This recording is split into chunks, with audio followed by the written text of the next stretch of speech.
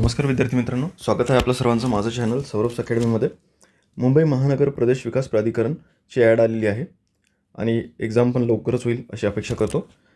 तर त्याच्या संदर्भात माझ्याकडे एक पेपर आला होता. नवी मुंबई महानगरपालिकेचा आत्ताच एक पेपर झाला होता आणि तो आरोग्यसेवेचा होता. तर त्याचं नॉन टेक्निकल आणि प्लस आपलं जे टेक्निकलचा जो पार्ट आहे तो मी DFCCI आणि वेगवेगळ्या जे क्वेश्चन पेपर आहे जे की IBPS कंटिन्युअसली रेफर करत असतं किंवा त्या पॅटर्नचे क्वेश्चन्स आपल्याला प्रोव्हाइड करत असतं.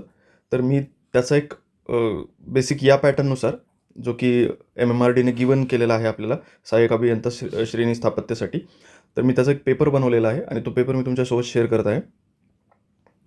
क्वेश्चनची लेवल जी आहे ती टेक्निकल क्वेश्चनसाठी थोडीशी मी अवघड ठेवलेली आहे, कारण की सोपे प्रश्न तर कोणी पण भेटूनच जातील कुठं पण. आणि जे नॉन टेक्निकलचा पार्ट आहे तो एक्झॅक्टली नवी मुंबई महानगरपालिकेच्या क्वेश्चन पेपरमधून घेतलेला आहे. तर त्याच्यामध्ये काहीच बदल नाही. जसं आहे तसं IBPSची जी लेवल आहे तीच तुम्हाला इथं भेटणार आहे. तर न वेळ वाया घालता सुरू करू. पहिले पॅटर्न समजून घेऊयात आपण, की जी सहाय्यक अभियंतासाठी जी आहे मराठी आणि इंग्रजी लँग्वेजचे 20-20 प्रश्न असतील. मराठी व इंग्रजी लँग्वेजमध्ये जे आपलं सामान्य ज्ञान आहे म्हणजेच GK आहे त्याचे 10 क्वेश्चन असतील. त्याच्यानंतर बौद्धिक चाचणीसाठी म्हणजेच इंटेलेक्च्युअल टेस्टसाठी किंवा जे ॲप्टिट्यूड रिझनिंग आपण ज्याला म्हणतो त्याच्यासाठी 10 क्वेश्चन असतील आणि टेक्निकलचे 40 क्वेश्चन असतील. तर या व्हिडिओमध्ये मी फक्त टेक्निकलचे क्वेश्चन सॉल्व करणार आहे 40, कारण की व्हिडिओ लेक्चर सिरीज खूप मोठी होऊन जाईल. मी आत्ताच नुकतेच पुणे महानगरपालिका आणि संभाजीनगर महानगरपालिकेचे जे क्वेश्चन पेपर आहेत प्रिव्हियस इयर ते अपलोड केलेले आहेत माझ्याच चॅनलवरती. ते पण तुम्ही जाऊन बघू शकता आणि ते एक्झॅक्टली चांगले पेपर आहेत, म्हणजे जे महानगरपालिकेने घेतलेले पेपर होते तेच आहेत. चला सुरुवात करूयात. पहिला क्वेश्चन आहे टेक्निकल सेक्शनचा, की IS 9621989 the ratio of thick and thin line shawl not be less than. आता हा कॅडचा क्वेश्चन आहे. ओके, तर कॅड तर आपल्याला नाही आहे बहुतेक या पेपरमध्ये, तरी पण लक्षात ठेवणं गरजेचं आहे की 2:1. सिम्पल हा रेशो आहे. त्याच्यानंतरचा क्वेश्चन आहे, is the process of spacing contour proportionally between the plotted ground point establish in direct method. तर dash is the process of spacing contour proportionately. तर कोणती आहे? इंटरपोलेशन कंटूर जी मेथड आहे ती spacing contours proportionally between the plotted ground establish in direct method ही आहे. आणि या इंटरपोलेशन ऑफ कंटूरमध्ये कोणकोणते टेक्निक्स असतात? Arithmetic, estimation, graphical. सिम्पली जर आपल्याला 2 कंटूर्स माहिती आहे आणि तिसरी कंटूर आपल्याला माहीत नाही आहे, तर आपल्याला 2 कंटूरमध्ये अजून आपल्याला ॲक्युरसी पाहिजे, तर तिसरी कंटूर जर आपल्याला द्यायचं ठरलं तर त्याच्यामध्येच या कंटूरची जी हाईट असेल ती आपण इंटरपोलेशन ऑफ कंटूरने काढू शकतो. पुढचा क्वेश्चन आहे, which of the following is the method to draw a line in CAD. तर बोथ आहेत. त्याच्यानंतरचा क्वेश्चन आहे, dash is a type of door to additional member are provided in the form of incline braces between the ledgers. तर हे आहे batten Lay's आणि brace हा तो डोअर आहे. या प्रकारचा जो डोअर असतो याला बॅटन लेज आणि ब्रेस्ट असं म्हणतात. त्याच्यामध्ये फ्रेम आहेत, बॅटन्स आहेत, त्याच्यानंतर ब्रेसेस आहेत, इन्क्लाइन मेंबर आणि लेजेस पण आहेत, म्हणजेच त्याला सपोर्टिंग एक हॉरिझॉन्टल मेंबर पण आहे. पुढचा क्वेश्चन आहे, the crushing strength of the first class brick should not be less than, so it is 10.5 Nm/mm², so it is 10. आणि सेकंड क्लाससाठी 7 आहे, थर्ड क्लाससाठी 3.5 आहे. पुढचा क्वेश्चन बघूयात. When the pile are driven at the inclination to resist the large horizontal or inclined forces, the pile is termed as the battered piles. Inclined piles provide केलेल्या असतात. Batter piles म्हणजे horizontal आणि incline फोर्सेसला counter करण्यासाठी. Friction पाईल म्हणजे जी पाईल वरतून येणारा लोड जो आहे फ्रिक्शनने त्याला अपोज करते. त्याच्यानंतर अँकर पाईल म्हणजे that is different kind of पाईल. शीट पाईल जी आहे ती आपल्याला माहिती आहे पत्रा टाईप असतो आणि वॉटर लॉक्ड एरियामध्ये किंवा आपल्याला जर एखादा डॅम बनवायचा, कॉफर डॅम वगैरे, त्याच्यामध्ये हा वापरतात. पुढचा क्वेश्चन आहे, which of the following is not a type of flooring? Timber flooring आणि लिओनियम फ्लोरिंग. So neither. आता हा डायरेक्ट डेटा क्वेश्चन आहे, हा लक्षातच ठेवावा लागेल तुम्हाला. टायमावरती लक्षात राहील नाही राहील याची गॅरंटी नाही, बट इथं सध्या आपल्याकडे आहे. फ्लोरिंग जे आहे ते वेगवेगळ्या प्रकारचे असते, म्हणजे मोझाईक असते किंवा टाईल्स असतात किंवा वुडन पण असतात, पण टिम्बर बेसिकली जी आहे ती कोणत्याच टाईपची फ्लोरिंग नसते. पुढचा क्वेश्चन आहे सर्वेइंगचा.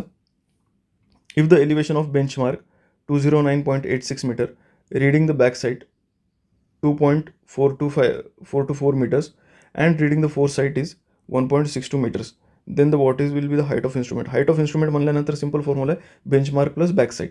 म्हणजे जी पहिली आपण रिडिंग घेत असतो इन्स्ट्रुमेंट सेट केल्याच्या नंतर बॅक साईड, ती प्लस बेंचमार्क यांची ॲडिशन. सो तुम्हाला ही जी टोटल हाईट भेटून जाईल एकदम लोकेटेड पॉईंटपासून.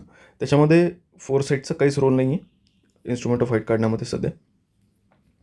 तर याचे ॲडिशन करून घ्यायची, बेंचमार्क प्लस बॅकसाईड 2.42 आणि ॲन्सर येऊन जाईल 212.284 metres. Next question, which type of defect is shown in the given figure. So it is cup shake. इथं डिफरंट काइंड ऑफ जे आहेत त्याच्यामध्ये डिफेक्ट जे आहेत टिंबरमधले ते मी इथं दिलेले आहेत गुड्समध्ये. तर याच्यामध्ये हार्ट शेक आहे बघा, आतमधून बाहेरच्या साईडला जे जातं. कप शेक आहे, त्याच्यानंतर स्टार शेक आहे जे बाहेरून आतमधल्या साईडला येतं. त्याच्यानंतर रिंग शेक आहे जे की ॲन्युलर रिंगला अफेक्ट करतं. पुढचा क्वेश्चन आहे, a simply supported beam of length L carrying a uniformly varying load from 0 at each end at the end each end to 0 w at the unit length. Okay, the center, then what will the maximum bending moment of the beam. इथं diagram चुकलेली आहे. तर याचं म्हणणं असं आहे की सेंटरपर्यंत जे आहे ते मॅक्सिमम आहे आणि पुन्हा या साईडला कमी कमी होत गेलेलं आहे. Both varying load for both 0 at each end. Okay, so this is, so हा त्याच्यासाठी फॉर्म्युला आहे WL²/12. जर कंप्लीट UDL असेल तर आपल्याला माहिती आहे बेंडिंग मोमेंटसाठीचा formula WL²/8 and so on. Next question बघूयात आपण. As per IS 456/2000 the limiting value of the depth of neutral axis for Fe 415 steel is, so it is 0.48 D. 250साठी 53D आहे, 500साठी 46D आहे. हे IS प्रोव्हिजन आहे. Next question, a rectangular section has width B and the depth D, then what will be the section modulus of beam section. So section मॉड्युलससाठी काय करावं लागतं आपल्याला, Z = I/Y. हा सिम्पल फॉर्म्युला आपल्याला माहिती आहे. Y म्हणजे न्यूट्रल ॲक्सिसपासून तर एक्स्ट्रीम फायबरपर्यंतचं डिस्टन्स आणि I म्हणजे moment of inertia. So BD³/12 divided by D/2 जर केलं आणि याला जर आपण चेंज केलं पुढं BD³/12 मल्टिप्लाय बाय 2/D केलं, सो D आणि हे कट, सो BD² आणि हा cut 6 BD²/6. So this is your answer. Next question बघूया. Cross section of earthwork of road banking is given in the figure. What will be the quantity of earthwork where L is the length of the road. आता याचा formula confirm पाठ करून घ्या, कारण की हा तिथं सॉल्व होत नाही. आपल्याला वाटतं की ट्रॅपेझॉइडलचा फॉर्म्युला आपण लावून घेऊ, पण जर ट्रॅपेझॉइडलचा फॉर्म्युला बघितला, sum of opposite side, for example B + SD + B + SD, sum of opposite side divided by 2 multiply by distance between them. मग पुन्हा याला सॉल्व करावं लागेल. BD + SD² + B so on. Sorry, pen काम नाही करते, बट हा फॉर्म्युला पाठ करून घ्या. नेक्स्ट क्वेश्चनकडे जाऊयात आपण. As per IS 456/2000 what is the recommended value for the design bond strength for plain bars in tension for M20 grade of concrete. So τBD विचारलेलं आहे त्यांनी, डिझाईन बॉन्ड स्ट्रेंथ, आणि त्याच्यासाठी प्रोव्हिजनच दिलेलं आहे ISनी की M20साठी जे आहे ते 1.2 आहे, M25साठी जे आहे 1.4 आहे, M30साठी आणि सो ऑन. आणि जर HYSD बार असेल तो प्रोव्हिजन आहे की या τBDमध्ये चेंजेस होतील आणि याच्यामध्ये 60% इन्क्रीज करायचं आहे. सो याचा आन्सर आपल्याला या टेबलमधून भेटून जातं. So it is 1.2 Nm/mm². Next question, which of the following is correct equation for net safe bearing capacity of soil. So it is denoted by QNF, net ultimate bearing capacity of soil, F is factor of safety आणि QNS net safe bearing capacity of soil. So आपल्याला factor of सेफ्टीचं माहिती आहे, simple. Factor of safety is equals to ultimate upon safe bearing capacity of soil. So safe bearing capacity is equals to factor of safety is equals to ultimate bearing capacity upon safe bearing capacity of soil. So आपल्याला safe is equals to ultimate by factor of safety करावं लागेल. So safe bearing capacity, net safe bearing capacity is equals to net ultimate bearing capacity upon factor of safety. This is your answer. Next formula, next क्वेश्चनकडे जाऊया. Which of the following is correct relation between shear force and bending moment. So it is this की bending मोमेंटचा पहिला derivative म्हणजे share force. इथं काढून दाखवतो मी तुम्हाला. Load, share force, bending moment, slope आणि त्याच्यानंतर आहे आपलं डिफ्लेक्शन. डिफ्लेक्शनचा पहिला डेरिव्हेटिव्ह जर घेतला तर आपल्याला स्लोप येतो, स्लोपचा पहिला डेरिव्हेटिव्ह घेतला तर बेंडिंग मोमेंट येतो, बेंडिंग मोमेंटचा पहिला डेरिव्हेटिव्ह घेतला तर शेअर फोर्स येतो, शेअर फोर्सचा पहिला बेंडिंग मोमेंट घेतला तर लोड येतो. हे तर सर्वांना माहीतच असेल.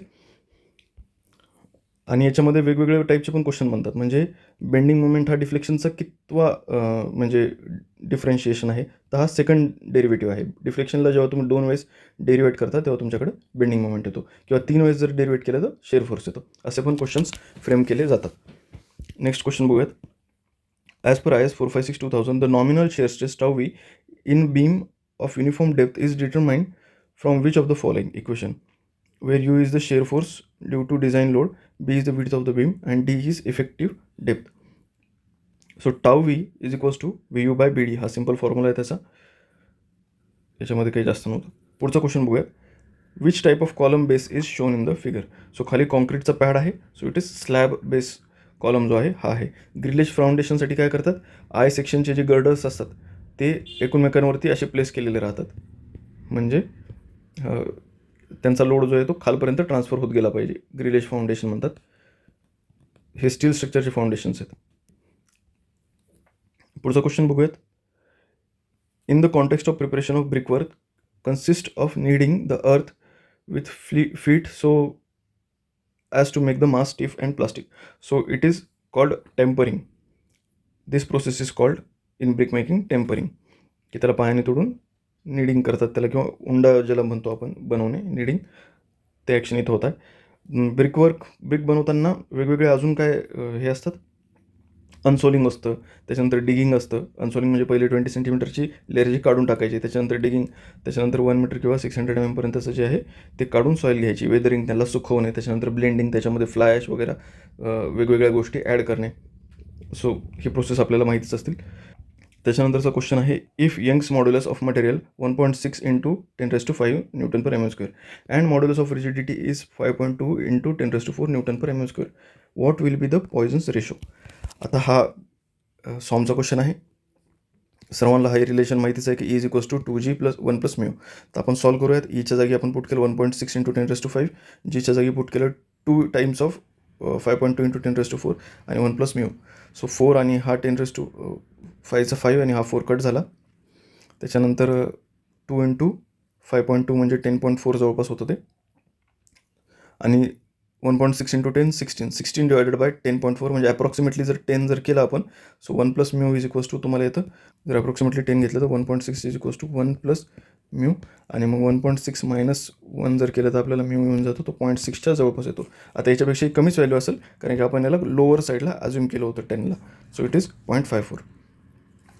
As per WHO guidelines, what is the maximum permissible concentration for the cadmium in portable water. So आता हे स्पेसिफिकेशन आहे, WHOचं गाईडलाईन आहे, हे पाठच करावं लागेल तुम्हाला. Next question, the geometric design of highway depends on which of the following design factor. So topography, traffic factor, cross flow. आता इथे मी पण जर असतो तर ऑल ऑफ दी अबोव्स लावून आलो असतो, पण तसं नाही आहे. याचा आन्सर आहे 1 and 2. सो याचं रिझन असं आहे की it is a component of geometric design it self, not a independent design factor. हा डिझाईन झाल्यानंतरचा पार्ट आहे, हा कंपोनंट आहे. याच्यावरती डिझाईन फॅक्टर नाही की याच्यावरती काहीतरी ठरल की असं करायचं नाही, तसं असं काही फॅक्टर नाही तो. पण टोपोग्राफीवरती ठरल की रोड कसं करायचा, किंवा त्याच्यामध्ये नाही का टर्न कसे द्यायचे, किती द्यायचे. ट्रॅफिक फॅक्टरवरती ठरेल की त्याची डिझाईन स्पीड किती आहे आणि आपल्याला किती लेनचा रोड करायचा आहे वगैरे. पण क्रॉस स्लोपवरती ते ठरणार नाही. नेक्स्ट क्वेश्चन बघूयात. In the context of demand of fire demand, which of the following is a correct equation for Kuichling's formula, where Q amount of water required in litre per minute, population P is population in 1000. So हा formula आहे कुशलिंगचा, सर्वांना माहितीच आहे. त्याच्यानंतरचा question बघूयात आपण. When the tension member is subjected to axial load, the net area required, A area net, to carry the design load P is obtained by which of the following equation? So where sigma AT stress in axial tension in megapascal. याचा formula आहे load is equals to stress into area. आपल्याला माहितीच आहे stress is equals to load upon area. So just stress is equals to load upon area. So load is equals to stress into area, simple formula आहे. त्यांनी फक्त इकडचं तिकडे changes केलेले आहेत त्याच्यामध्ये. नेक्स्ट क्वेश्चन बघूयात. Which type of road pattern is shown in the given figure. So it is star and grid pattern. Next question, identify the given formula for estimation of volume of concrete in case of footing. तर हा formula कोणता आहे हे आपल्याला identify करायचं आहे. हा formula आहे ट्रॅपेझॉइडल फॉर्म्युला. लक्षात ठेवा, हा व्हॉल्यूमसाठीचा असलेला ट्रॅपेझॉइडल फॉर्म्युला आहे. याच्यामध्ये एरिया आहेत. आपल्याला सवय आहे की h/2 into y1 y0 plus y1 plus 2 times of y remaining, हा वाला फॉर्म्युला बघायची, h/2 बघायची सवय आपल्याला ट्रॅपेझॉइडल फॉर्म्युलासाठी. बट व्हॉल्यूममध्ये हे h/3 आहे. हा ट्रॅपेझॉइडल फॉर्म्युलाच आहे. चला पुढे बघूयात. Next question, find the representative fraction if the drawing scale of drawing is 1 centimetre by 50 metre. So 150 by 50 metre आहे, त्या 50ला सेंटीमीटरमध्ये कन्वर्ट करून घ्यायचं, कारण की रिप्रेझेंटेटिव्ह फॅक्टर काढताना वरचं आणि खालच्याचे जे युनिट आहेत ते सेम पाहिजे आपल्याला. So 1 centimetre by 50 into 100 centimetre, 50 metre into 100 centimetre, so 5000 centimetre. 1/5000 दोन्ही सेंटीमीटर सेंटीमीटर झाले, तर आता 1/5000 हे आहे representative factor. Which of the following survey is classified based on the instrument used? So टॅकोमेट्रिक सर्वे. टॅकोमेट्री नावाचं इन्स्ट्रुमेंट आहे, त्याच्याने जे सर्वे करतात त्याला टॅकोमेट्रिक सर्वे म्हणतात. तो इन्स्ट्रुमेंटवरून जो सर्वेचं नाव पडलेलं आहे ते आहे टॅकोमेट्रिक सर्वे. ॲस्ट्रॉनॉमिकल सर्वे म्हणजे हेवनली बॉडीजचं. Military survey it is different thing. Next question, which type of fluid is shown in the given graph. Fluid मेकॅनिक्सचा क्वेश्चन. सो शेअर स्ट्रेस जसं जसं रेस करतो आहे तसं कोणतंच डिफॉर्मेशन शो नाही करत आहे, आणि नंतर सडनली डिफॉर्मेशन शो करतो आहे. So it is plastic. कोणती पण जेव्हा सडन गोष्ट होत असते, एक जवळून जर स्टार्ट झालं म्हणजे की जशी जशी वेलॉसिटी वाढते तशी तशी शेअर स्ट्रेस वाढते. So it is different thing. But जेव्हा सडन होतं in that case it is plastic. So it is non as ideal Bingham plastic or ideal plastic fluid. जर आयडियल फ्लुइड असतं तर कोणतंच शेअर स्ट्रेस शो नाही करत, कोणतंच इनकम्प्रेसिबल आणि काय म्हणतात त्याला, ते फ्रिक्शनलेस जे असतं फ्लुइड त्याला आपण आयडियल फ्लुइड म्हणतो. जे फ्लुइड आहे जे डिफॉर्मेशन वेलॉसिटी ग्रेडियंटनुसार लिनियर डिफॉर्मेशन शो करतं त्याला न्यूटोनियन फ्लुइड म्हणतात. हे डिफरंट टाईप्स आहेत. त्याचा ग्राफ मी इथं इन्क्लूड केलेला आहे. According to IS 456/2000 for M30 grade of concrete in limit state design, the design bond strength in tension for HYSD bar is given by. आत्ताच आपण क्वेश्चन बघितला की टाऊ BD जर HYSD बारसाठी असेल तर त्याच्यामध्ये 60% जे ते इन्क्रीमेंट होतं. So tau BD for M30 grade is 1.5. वरती टेबल मी जो दिलेला IS कोडमधला त्याच्यामध्ये आहे, त्याला 60%ने इन्क्रीज केलं. So we will get this answer. So it is 2.4 Nm/mm². हा क्वेश्चन जो आहे हा इंग्लिश लँग्वेजचा आला होता चुकून. नेक्स्ट क्वेश्चन बघूया. A rectangular section is divided into 4 equal areas and the distance of each area from y axis is K1 and distance of each area from x-axis is K2. The radius of gyration of the rectangular area from x-axis is. आता हा जो question आहे हा थोडासा किचकट आहे. याच्यामध्ये simply त्यांनी काय केलेलं आहे की व्हर्टिकल ॲक्सिस आणि हॉरिझॉन्टल ॲक्सिसनी या एका रेक्टँग्युलर सेक्शनला 4 रेक्टँग्युलर सेक्शनमध्ये डिफरन्शिएट केलं आहे, म्हणजे ब्रेक केलेलं आहे. आणि तो विचारतो आहे की the radius of gyration of the for the rectangular area from X ॲक्सिसपासूनचं रेडियस ऑफ गायरेशन ते सांगा म्हणतात. तर आपण रेडियस ऑफ गायरेशनमध्ये जर याची जर व्हॅल्यू टाकली आपण, जी की आहे I/A moment of inertia upon area. So आपल्याकडे हे आन्सर येतं आणि याच्यामध्ये डीचा स्क्वेअर निघाला D/√12 हे आपल्याकडं आन्सर येतं. हे आहे रेडियस ऑफ गायरेशन. आता इथं मी त्याचं सोल्युशन इन्क्लूड केलेलं आहे. The problem state that the distance of area from x axis is K2. This distance is definition of radius of gyration with respect to x axis. हे जे distance त्यांनी दिलेलं आहे ना, हे K2, K1 is distance K2, sorry इथं चूक झाली आहे, हे K1 पाहिजे आणि एक्स ॲक्सिसपासूनचं जे डिस्टन्स आहे ते K2 आहे. ओके, हीच रेडियस ऑफ गायरेशनची डेफिनेशनच ही आहे की सेंट्रल ॲक्सिसपासूनचं हायेस्टचं डिस्टन्स जे आहे त्यालाच आपण रेडियस ऑफ गायरेशन म्हणतो, I/एरिया. The distance is definition of the radius of gyration with respect to x-axis. Therefore, the radius of gyration for the rectangular area from x-axis is K2. जे given आहे तीच त्याची definition आहे. थोडासा किचकटच होता हा question, लक्षात ठेवणं गरजेची याची डेफिनेशन. पुढचा क्वेश्चन बघूया. And hollow circular cross section with external diameter D and internal diameter D subjected to the combined axial and bending stress. Determine the maximum limit of eccentricity measured from center to kernel cross section to external load for it not to cause any tensile stresses. म्हणजे सरळ सरळ core आणि कर्नचा टाईपमध्ये question विचारलेला आहे. Circular column आहे, hollow circular. So किती डिस्टन्सपासून जे आहे ते तोपर्यंत नो टेन्शन झोन तुम्हाला भेटेल. हा हॉलो सर्क्युलर आहे. तर सिम्पली आपल्याला सगळ्यात पहिले काय करायचं आहे की जी इसेंट्रिसिटी येणार आहे आणि लोडमुळे, तर त्याची आपण एक मोमेंट काढून घेऊ. पी इंटू ई आपण त्याला म्हणू, पी इंटू ई. आणि याला जर आपण सेक्शन मॉड्युलसनी डिवाइड केलं तर आपल्याला इसेंट्रिसिटीमुळे येणारा स्ट्रेस कळेल, त्या मोमेंटमुळे येणारा बेंडिंग स्ट्रेस आपल्याला कळेल. So load upon area stress is equals to P into e max, maximum eccentricity divided by section modulus. याला जर आपण सॉल्व केलं तर आपल्याकडे एक आन्सर येतं की e max is equals to Z upon area. P P कटलं, सो झेड जर इकडे गेलं मल्टिप्लिकेशनला तर हे आपल्याकडे एक रिलेशन येतं. सध्या या रिलेशनला राहू द्या. नेक्स्ट आपण बघूयात की एरिया जो आहे हॉलो सर्क्युलर शाफ्टचा किंवा हॉलो सर्क्युलर क्रॉस सेक्शन जो एरिया आहे त्याचा आहे π/4 इन ब्रॅकेट बाहेरचा डी मोठा डायमीटर मायनस छोटा डायमीटरचा स्क्वेअर. त्याच्यानंतर आय आहे moment of inertia for the hollow circular section. It is this, sorry इथं इक्वल टू नाही मायनस पाहिजे, ठीक आहे. त्याच्यानंतर झेड जे आहे सेक्शन मॉड्युलस ते आहे आय अपॉन D/2, म्हणजेच एक्स्ट्रीम फायबरचं डिस्टन्स जे आहे D/2 आहे. लार्जर डी आउटर साईडचं डायमीटर आपल्याला इथे घ्यावं लागेल. आणि याच्यानंतर आपल्याकडे सेक्शन मॉड्युलस येऊन जाईल. So this is your section modulus. आणि आपण आता जो फॉर्म्युला आत्ता तयार केला होता e max is equals to Z upon area, त्याच्यामध्ये सेक्शन मॉड्युलस अपॉन एरिया, त्याच्यामध्ये आपल्याला ही व्हॅल्यू पुट करायची सेक्शन मॉड्युलसची आणि एरियाची. आणि डी स्क्वेअर मायनस डी छोटा डी स्क्वेअर जे आहे हा कट होऊन जाईल मोठा डी स्क्वेअर मायनस छोटा डी स्क्वेअर सोबत. आणि आपल्याकडे जे आहे सिम्पली हे आन्सर येऊन जाईल 4 डिवायडेड बाय 32 जर आपण केलं. So 8 times of 32, 4 8 32, and this is your answer. याला थोडंसं सॉल्व करा. सिम्पल क्वेश्चन होता. थोडंसं जर बेसिक क्लिअर आहे तर ॲन्सर होऊन जाईल. आहेत थोडेसे अवघड क्वेश्चन आहेत माहिती, पण मुद्दामून इन्क्लूड केलेले कारण की सोपे क्वेश्चन जे डेटाबेस क्वेश्चन आहे ते तर तुम्हाला कोणत्या पण एक्झाम पेपरमध्ये किंवा बुकमध्ये भेटूनच जातील. नेक्स्ट क्वेश्चन बघूयात.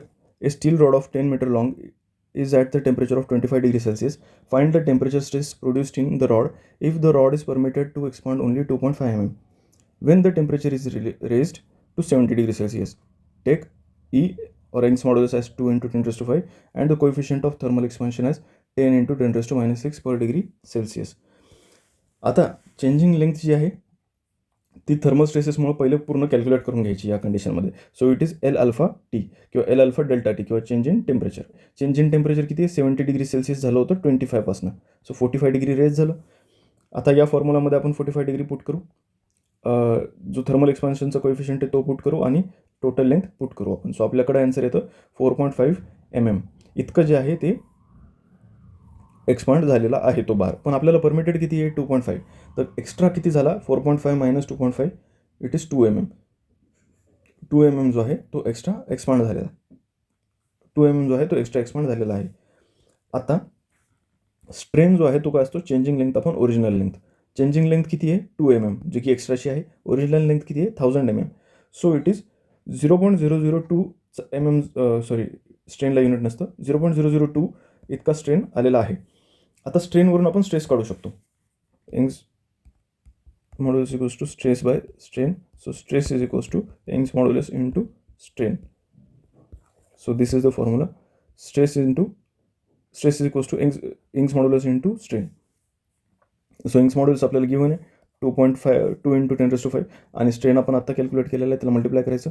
40 न्यूटन पर mm स्क्वेअर जो आहे हा एक्स्ट्राचा स्ट्रेस जो आहे तिथे प्रोड्यूस झालेला आहे. So this is your answer compressive. Calculate the psychological widening.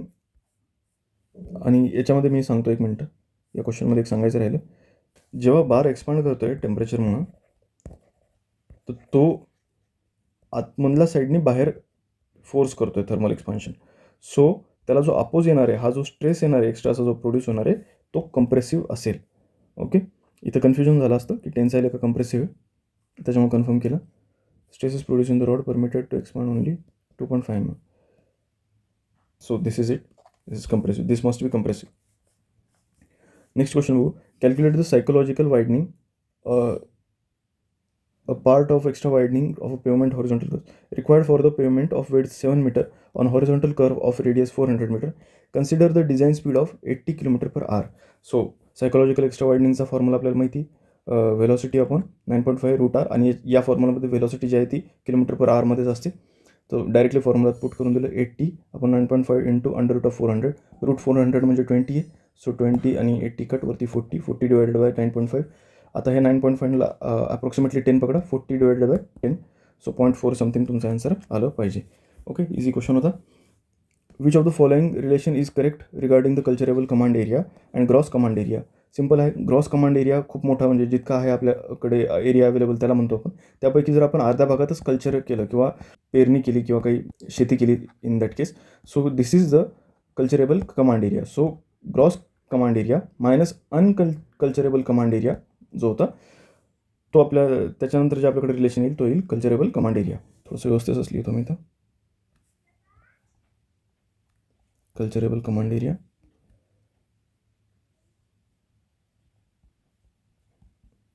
Culturable area. Okay, so this is the formula. Gross command area total. Next क्वेश्चनकडे जाऊया. Marshall stability state determines flexibility of between. हे तर direct data question आहे. चला next question बघूया. In case of continuous beam as given moment time applied at the A, then the moment carried over B shall be equal to. So जी carry over moment असते ती या साईडला m/2 असते. जर आपण बघितलं, तुम्हाला जर मोमेंट डिस्ट्रीब्युशन माहिती असेल तर जी फार एंड साईडचे जे मोमेंट्स असतात ते आपण हाफ कॅरी फॉरवर्ड करतो पुढे. त्यांचं म्हणणं असं आहे की जर एला जर m अप्लाय केलेला आहे तर कॅरी ओव्हर फॉर किती होईल बीपर्यंत त्या मोमेंटचं. सो हाफ होईल m/2. तुम्हाला माहीत असेल की फार एंड जर फिक्स्ड असेल तर आपण हाफ कॅरी ओव्हर मोमेंट घेत असतो. So it is work as like that. Okay, एवढा सेक्शन जो आहे तो फिक्स एंडसारखाच वर्क करेल. जर तुम्हाला मोमेंट डिस्ट्रीब्युशन माहिती आहे तर इझी क्वेश्चन होता. 2m/4. सो 2 आणि 4 कट m/2 हे त्याचा आन्सर होऊन. नेक्स्ट क्वेश्चन बघू. Identify the correct definition of Reynolds number. So Reynolds नंबरसाठी काय, inertial force upon viscous force. तसेच आपल्याकडं जे डायमेन्शनलेस नंबर आहेत वेगवेगळे, त्याच्यात आहे inertia upon gravity that is frauds number, inertia upon elastic force that is mark number, inertia upon surface tension जर असेल तर that is weber number. Next question आहे आयडेंटिफाय द करेक्ट स्टेटमेंट. तर fluid mechanics deals with the static kinematics and dynamic aspect of fluid. Yes, it is पहिलंच correct होतं. Fluid mechanics deals with liquid only, kinematic deals at rest नाही. Technical इथं संपलेलं आहे. Non टेक्निकलसाठी मी next व्हिडिओमध्ये सांगेल. व्हिडिओच्या डिस्क्रिप्शनमध्ये या पूर्ण PDF जी आहे ती लिंक आहे. डाउनलोड करून घ्या, रीड करा, आणि हे सेशन मिस करू नका नॉन टेक्निकलचं.